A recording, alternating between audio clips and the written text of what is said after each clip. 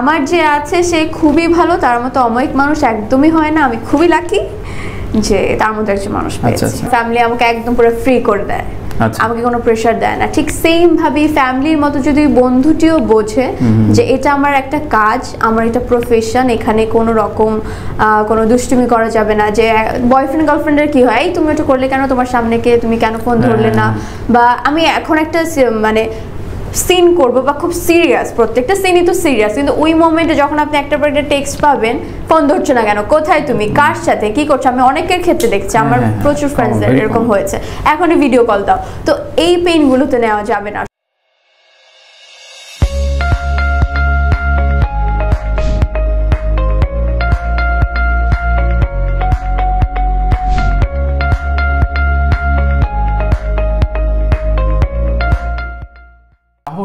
এখন দুই রকম আসলে বলা হয় যে এখন নুডিটি অনেকে বলে যে আমি খুব সাহসী চরিত্রে কাজ করলাম, এটা নিয়ে অনেকে ট্রল বা মিমও করেছে।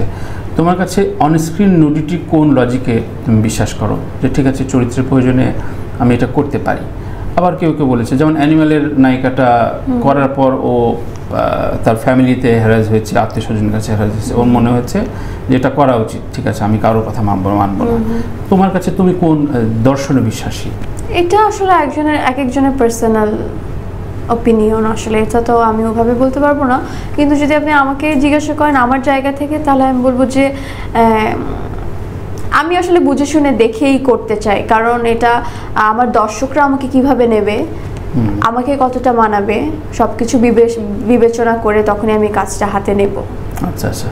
সো তোমার সোসাইটি কিভাবে বিলং করে, তোমার পরিবার, কারণ দিন শেষে কাজটা তো আমি করছি দর্শকের জন্য, কারণ দর্শক আমাকে যদি ওই ক্যারেক্টারে বা ওরকম সিচুয়েশনে যদি পছন্দ না করে, তো সেটা তো আমার ব্যর্থতা আসলে, যে এত কিছু করার পরও ভালো লাগলো না।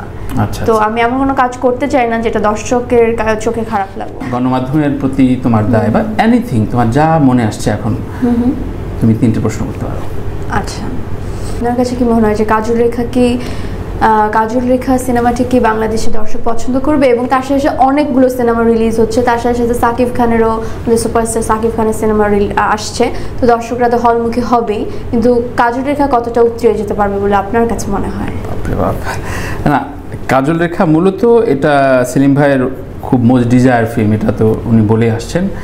সেলিম ভাইয়ের নির্মাণ নিয়ে কোনো প্রশ্ন ওঠে না, কিন্তু এর ক্যাম্পেইন, মনপুরার সময় যে রুরাল লেভেলের ক্যাম্পেইন, সেই জায়গায় কিছুটা খামতি আছে। তারপরও আমি বলবো, সেলিম ভাইকেও সেটা শেয়ার করেছি, ঈদে আসলে মানুষের একটা প্রবণতা থাকে হলে যাওয়ার। তিনি যেহেতু একদম ফুল লেন্থ, একদম রুরাল এরিয়া, সব জনসাধারণের জন্যই ছবিটা বানানোর চেষ্টা করেছেন।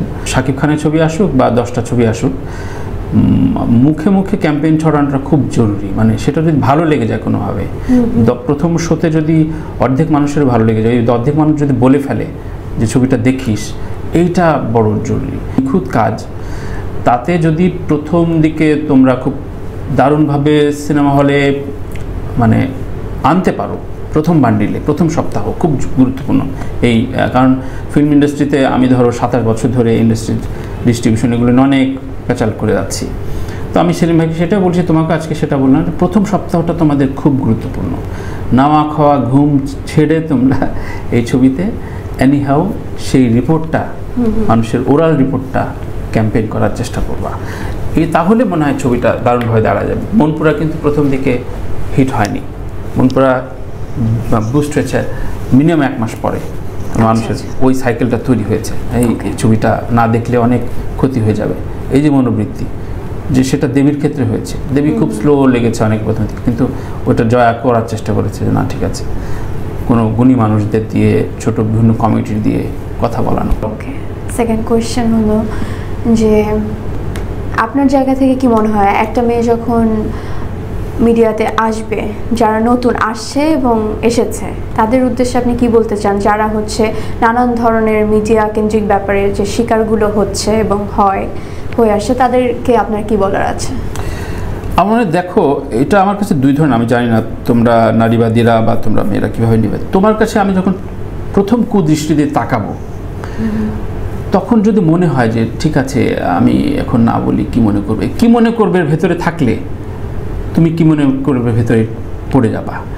আমার কাছে প্রথম দিকে অনেকের মনে হয় যে ঠিক আছে আমি বোধহয় এইভাবে মানিয়ে চলতে হয়, মানিয়ে চলা যাবে না কোনো মেয়ের। প্রথম দিকেই হ্যাঁ না এটা পরিষ্কার করা খুব ইম্পর্টেন্ট। প্রত্যেকটা জায়গায় প্রিভিয়াস রেকর্ডের 5 বছর আগে 10 বছর আগে কেন তুমি সেই সময় ভয়েস রেজ হয় নাই, অনেক কষ্ট হয়, অনেক স্বাভাবিক। একটা সাধারণ মেয়ের তো বলাটা সাহসের জায়গা, কিন্তু এই ভয়েসটা রেজ করার দরকার যে তোমাকে যখন একটা বাজে দৃষ্টিতে বা বাজেভাবে তোমাকে হাতটা ধরবে, তোমার যদি মনে হয় যে ওই হাতটা আমি ধরবো না, আমার কাছে ভালো লাগছে না, তো তখনই তোমার মানে ঝাঁকিটা দিতে হবে। তাহলেই এখানে এখানে কোনো পুরুষই বাঘ ভাল্লুক না যে তোমাকে আসলে রেপ করবে। আমি খুব স্পষ্টভাবে বলছি, এটা রুনা খান থেকে শুরু করে যা আমি অনেকের সাথে এই ডিসকাশনটা করেছি, আমরা সেমিনারও করেছি এটা নিয়ে। সো ওই জায়গায় প্রথম দিকে আসলে তোমাকে ওই ঝাঁকিটা দিতে হবে, তাহলে পরে আর ঝামেলা হয় না। আর নয়তো সয়ে যাওয়ার যে যন্ত্রণা, তুমি সয়ে যাচ্ছ, তোমাকে একটা ড্রিম দেখাচ্ছে, তুমি ড্রিমটা গিলে ফেলছো, আবার সয়েও যাচ্ছ, পরে মনে হচ্ছে না তো আমার তো এটা তো হাঙর মাছ, তখনই ঝামেলাটা তৈরি হয়। সো আমি বলবো উভয় পক্ষের একটা সাইলেন্ট অপরাধ রয়েছে। আমি জানি না মেয়েরা কীভাবে নেবে, আমার কাছেই মনে হয়। থ্যাংক ইউ, ভালো বলেছেন। লাস্ট কোয়েশ্চেন আপনার আপনার সাথে আমার আজকে প্রথম দেখা, প্রথম পরিচয়। এতদিন আমাকে মনে হয় আপনি সোশ্যাল মিডিয়াতে আমাকে দেখে এসেছেন অ্যাজ এ কাজল রেখা হয়ে, এত নিউজ অ্যান্ড অল মনে হয়। হ্যাঁ, মানে খুব বেশি কাজল রেখা ওরকমই, মানে মন্দির আগে তো পার্সোনালি ওভাবে আপনি দেখেনি, মানে সময়টা তো আপনার নেই আমি জানি। তো এখন তো মন্দিরাকে আপনি দেখেছেন, এতদিন কাজল রেখাকে দেখেছেন, তো দুজনকে এখন তো আপনি দেখে ফেলেছেন, কিভাবে আলাদা করছেন এখন? মানে খুবই ভালো লাগলো যে তুমি খুব ভিশনারি, এবং তুমি যে মানে ঠিক আউট অফ দ্য বক্স অনেক কিছু করার চেষ্টা করবে এটা মনে হলো। তোমার সামনে সামনে বলাটা মুশকিল, বলাটা উচিত না, এটা আমি সেলিম ভাইকে বলবো, কিন্তু মনে হচ্ছে যে না, যেটা কিছু তোমার আউটবাস্ট, কিছু বাইরের একটু যে ব্যাড ভাইব রয়েছে, যে তুমি খুব অহংকারিক স্নবিশ, এটা আসলে আমি কয়েকজন আমার কলিগদের মাঝে শুনেছি। কিছু মানুষের অ্যাপিয়ার এটা ম্যাটার করে, এটা তোমারই ভাঙতে হবে। এটা কীভাবে ভাঙবা তুমি নিজেও জানো, তুমি খুব শিক্ষিত এবং খুব চৌকস মেয়ে, এটা কেটে যাবে, তুমি অনেক দূর যাবা যদি কোনো ভুল প্রেমে না জড়াও। খুব ভালো কথা বলেছেন, থ্যাংক ইউ। খুব ওয়াইজ প্রশ্ন ছিল। তোমার কাছে প্রেমের সংজ্ঞাটা কি? কয়টা প্রেম করছো? আমি বেশি একদমই করা হয়নি। কয়টা ব্রেকআপ? কয়টা তোমার? দুটো। ব্রেকআপ থেকে মোটিভেট করো কিভাবে? মানে তুমি ধরো, তোমার কাছে কি মনে হয় যে ঠিক আছে আমি ওকে গিভ আপ করবো? মানে আমার কাছে মনে হয়েছে যে আমাকে বুঝতে চায় না, আমিও তাকে বুঝতে চাই না। আচ্ছা, কারণ ভালোবাসার দিক থেকে দুজন দুজনকেই বুঝতে হবে, দুজন দুজনকেই জানতে হবে। সো আমি যতটুকু দিচ্ছি ঠিক অতটুকু পরিমাণ যদি আমি তার কাছ থেকে না পাই, সেই তো ওখানে তো থাকার কোনো মানে নেই আসলে। রাইট। ধরো তোমরা এখন থেকে আরও সামনে অনেকগুলো আলো জ্বলবে তোমার সামনে, প্রচুর মানুষ তোমার প্রতি মোহবিষ্ট হবে। এইসব জায়গায় সম্পর্কটা খুব স্লিপারি হয় কিনা, মানে ভালো মানুষ পাওয়াটা মুশকিল হয় কিনা? মানে তোমাকে তো অনেকে চাইবে, নায়িকাদের চাইবে, যে কোনোভাবে যে কোনো চা, কিন্তু সেক্ষেত্রে মানে গুড পার্সন পাওয়াটা প্রেমিক হিসেবে কঠিন কিনা? আমি তো খুঁজছি না কাউকে, শোনা আমার খুঁজছো না, মাথায় নেই আসলে। খুঁজে না নাকি প্রেমে পড়ে যায়? এটা আসলে কোনোভাবে হয়ে যায়, খুঁজতে হয় না। আচ্ছা, যাক। তো সম্পর্কে থাকাকালীন তোমার কাজে কেমন স্পিড ছিল? না থাকাকালীন অবস্থায় কাজের স্পিড বেড়েছে না কমেছে? আসলে আমার কাছে মনে হয় যে যেই মানুষ প্রত্যেকের জন্যই, যে মানুষের লাইফে আছে, তারও হচ্ছে ভীষণ দায়িত্ব আসলে পালন করতে হয়। কারণ আমি যে মনে করেন যে আমি একটা কাজ করতে যাচ্ছি বা আমি একটা শুটিংয়ে যাচ্ছি, আমি আমার কথাই বলি, এক্সাম্পল দিই, তো আমারও তো পার্সোনালি আমার বাসার অনেক কাজ থাকে, আমার পড়ালেখার কাজ থাকতে পারে, আমার বিজনেস থাকতে পারে, এনি টাইপ কাজ থাকতে পারে, সরি। সো থাকে না, মাথার মধ্যে অনেক কিছু ঘুরতে থাকে। সো এইদিকে ফ্যামিলি আছে, মা বাবা আছে, ভাই বোন আছে, অনেকের অনেক কথা, অনেক কিছু প্রেশার নিতে হয়।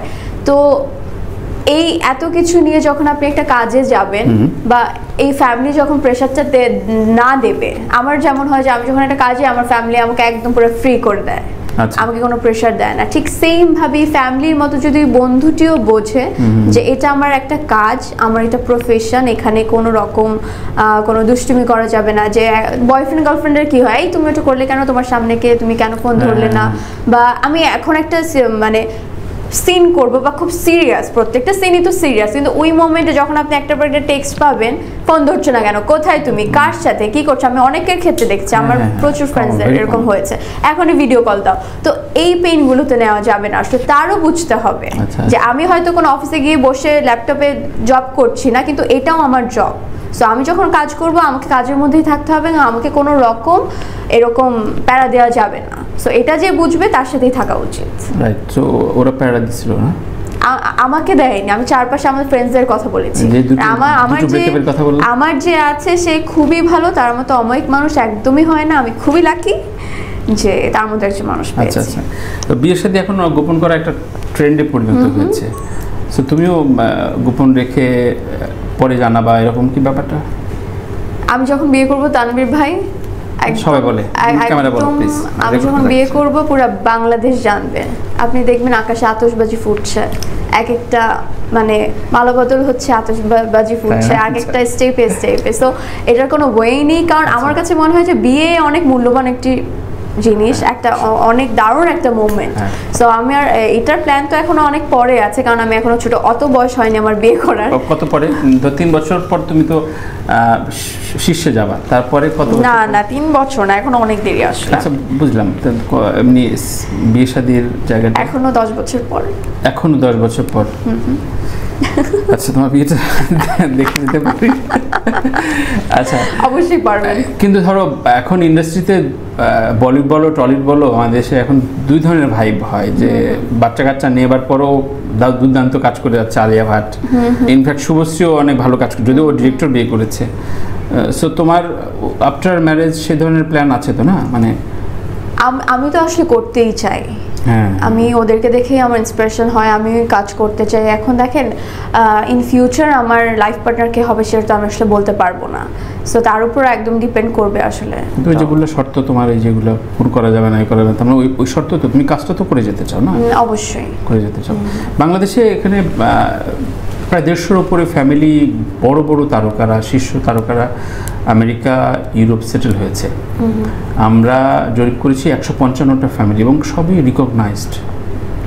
সো তোমাকে আমরা কত বছর পরে আমেরিকায় দেখবো, বাচ্চা কাচ্চা সহ? কেন মনে হলো যে আমাকে আমেরিকাতেই আপনি দেখবেন?